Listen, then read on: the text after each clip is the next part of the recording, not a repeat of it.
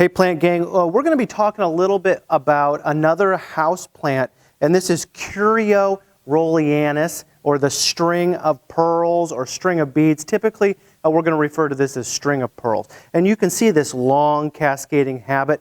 I don't have this in a super attractive pot, but you can imagine what this would be like as an interior plant in a nice pot, in a cascading pot. It does make a really nice hanging plant where you can hang it up high and it cascades down. A very popular houseplant, continues to become more and more popular as time goes on.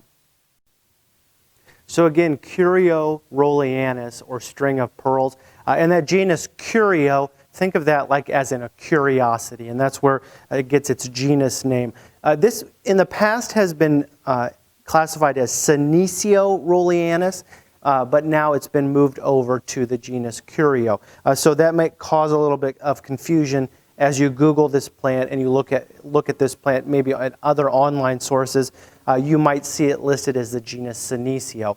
Now, typically used as a house plant, typically as a hanging house plant where you can really see the long strings of pearls continue to develop and hang and cascade out of a pot. It definitely would prefer indirect light in the home. It wouldn't like to be in very direct sunlight. That can cause a little bit of scorching of the little pearls on the side. It will bloom once it matures, and it does get little tiny pom-pom like blooms on it that are very small and very wispy, and they do hang on the plant.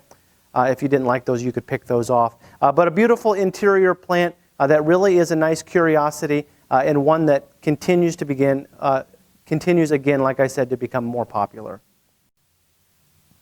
So Curio rowleyanus, which was formerly known as Senecio rowleyanus, again a very popular succulent with trailing stems lined with small pea-shaped leaves. The stems root at each of the nodes and grow up to 3 foot long, and the leaves are almost spherical, about maybe 1/3 of an inch, 0.8 centimeters in diameter, with a small pointed tip. And so that's one of the great ID characteristics. Brush-like clusters of small white or nearly white flowers do appear on some of the stems, depending on the situation. And that's going to be really situational and dependent if it does bloom for you in your house. The specific epithet rowleyanus honors the British botanist Gordon Douglas Rowley, which is kind of an interesting little factoid about this plant. Keep the plant in partial shade. If you do put it outdoors in the growing season, keep it in, again, indirect light as a house plant as well. Here's a landscape tip. This plant can be quite drought tolerant even as a house plant, but the soil should never be left to fully dry out.